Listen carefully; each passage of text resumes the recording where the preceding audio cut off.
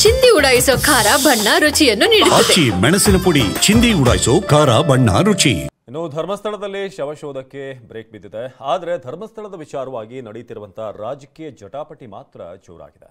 ಈ ಮಧ್ಯೆ ಶಾಸಕ ಜನಾರ್ದನ್ ರೆಡ್ಡಿ ಮಾಸ್ಕ್ ಮ್ಯಾನ್ ವಿಚಾರವಾಗಿ ಸ್ಫೋಟಕ ಆರೋಪವೊಂದನ್ನು ಮಾಡಿದ್ದಾರೆ.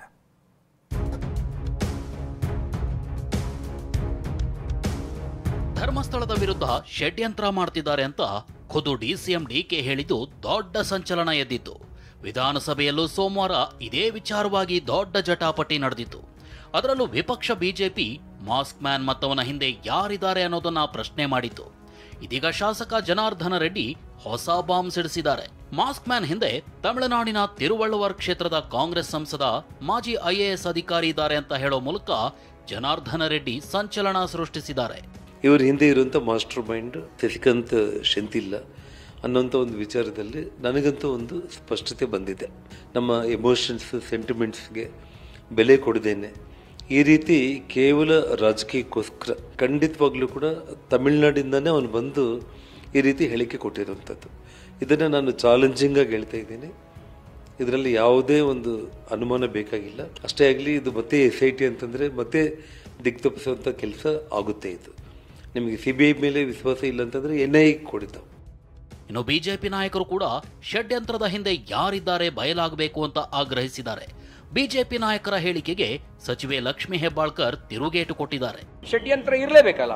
ಆ ಷಡ್ಯಂತ್ರದ ವ್ಯಾಪ್ತಿ ರಾಜ್ಯದ ಗಡಿಯನ್ನು ದಾಟಿರಬಹುದು, ದೇಶದ ಗಡಿಯನ್ನು ದಾಟಿರಬಹುದು. ಷಡ್ಯಂತ್ರದ ಹಿಂದೆ ಯಾರ್ಯಾರು ಇದ್ದಾರೆ ಅನ್ನುವಂಥದ್ದನ್ನು ಅನೇಕ ಜನ ಹುಡುಕ್ತಾ ಇರಬಹುದು. DK ಶಿವಕುಮಾರ್ ಹತ್ರ ನಾನು ವಿನಂತಿ ಮಾಡ್ತೇನೆ, ಈ ವರದಿಯನ್ನು ಸಮಾಜದ ಮುಂದಿಡಬೇಕಾದ್ರೆ ಷಡ್ಯಂತ್ರ ಮಾಡಿದವರು ಯಾರು ಎನ್ನುವಂಥದ್ದನ್ನು ಸಹ ಸಮಾಜದ ಮುಂದಿಡಬೇಕು ಎನ್ನುವಂಥ ವಿನಂತಿಯನ್ನು DK ಶಿವಕುಮಾರ್ ಅವರಿಗೆ ಮಾಡ್ತಾರೆ. ಮೋಸ್ಟ್ಲಿ ಜನಾರ್ದನ್ ರೆಡ್ಡಿ ಅವರು ಬಹಳಷ್ಟು ಅದ್ರ ಬಗ್ಗೆ ಈಗ ಅದೇನು ಅನಾಮಿಕ ಇದನ್ ಮಾಡ್ತಾ ಇದ್ದಾನಲ್ಲ, ಮುಸುಕದಾರಿ ಏನು ಅಗಸ್ತಾ ಇದ್ದಾನಲ್ಲ, ನಾವು ನಮ್ಮ ಉತ್ತರ ಕರ್ನಾಟಕ ಭಾಗದಲ್ಲಿ ಆ ಭಾಷೆ ಇದನ್ ಮಾಡ್ತಾರೆ. ಸೊ ಆ ರೀತಿ ಏನಾದ್ರೂ ಜನಾರ್ದನ್ ರೆಡ್ಡಿ ಅವರು ಕೂಡ ಆ ರೀತಿ ಏನಾದ್ರೂ ಸಂಶೋಧನೆ ಮಾಡ್ತಾ ಇರಬೇಕಂತ ಅನ್ಸುತ್ತೆ.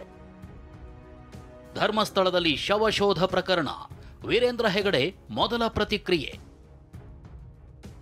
SIT ತನಿಖೆಯಿಂದ ಸತ್ಯ ಹೊರಗೆ ಬರುತ್ತೆ ಎಂದ ಧರ್ಮಾಧಿಕಾರಿ. ಧರ್ಮಸ್ಥಳ ಪ್ರಕರಣಕ್ಕೆ ಸಂಬಂಧಿಸಿದಂತೆ ಧರ್ಮಸ್ಥಳದ ಧರ್ಮಾಧಿಕಾರಿ ವೀರೇಂದ್ರ ಹೆಗಡೆ ಮೊದಲ ಪ್ರತಿಕ್ರಿಯೆ ನೀಡಿದ್ದಾರೆ. ಧರ್ಮಸ್ಥಳಕ್ಕೆ ಕಳಂಕ ತರಲು ಕೆಲವರು ಯತ್ನಿಸುತ್ತಿದ್ದಾರೆ, ತನಿಖೆಯಿಂದ ಸತ್ಯಾಂಶ ಹೊರಬರಲಿದೆ ಅಂತ ಹೇಳಿಕೆ ನೀಡಿದ್ದಾರೆ.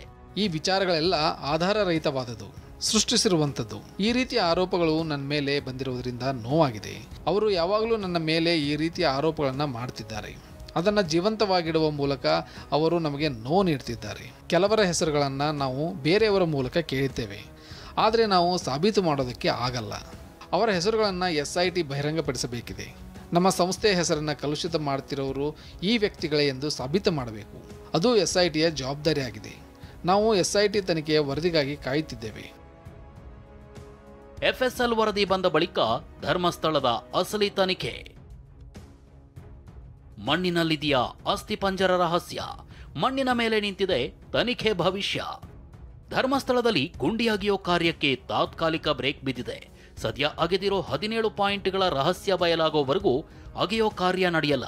ಸದ್ಯ 17 ಪಾಯಿಂಟ್ಗಳ ಪೈಕಿ 2 ಪಾಯಿಂಟ್ಗಳಲ್ಲಿ ಅಸ್ಥಿಪಂಜರ ಸಿಕ್ಕಿದೆ. ಈ ಅಸ್ಥಿಪಂಜರದ ಮತ್ತು ಎಲ್ಲಾ ಪಾಯಿಂಟ್ಗಳಲ್ಲೂ ಸಂಗ್ರಹಿಸಲಾಗಿರುವ ಮಣ್ಣಿನ ವರದಿಗಾಗಿ SIT ಕಾಯ್ತಿದೆ.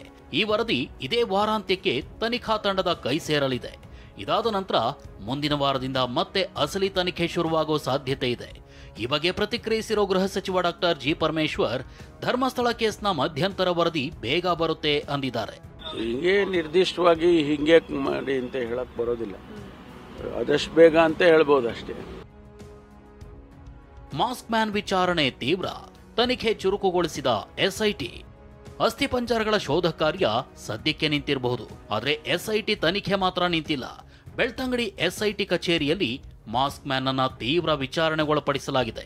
ಸೋಮವಾರ 7.5 ಗಂಟೆ ಮಾಸ್ಕ್ ಮ್ಯಾನ್ ವಿಚಾರಣೆಗೊಳಪಟ್ಟಿದ್ದ. ಇನ್ನು ನಿನ್ನೆ 6 ಗಂಟೆಗಳ ಕಾಲ ವಿಚಾರಣೆ ಎದುರಿಸಿದ್ದಾನೆ. ದೂರುದಾರರು, ಸಾಕ್ಷಿಗಳು, ಧರ್ಮಸ್ಥಳದಲ್ಲಿ ಕೆಲಸ ಮಾಡ್ತಿದ್ದ ಕೆಲ ವ್ಯಕ್ತಿಗಳ ಹೇಳಿಕೆ ದಾಖಲಿಸಲಾಗಿದೆ. ಅಶೋಕ್, TV9, ಧರ್ಮಸ್ಥಳ.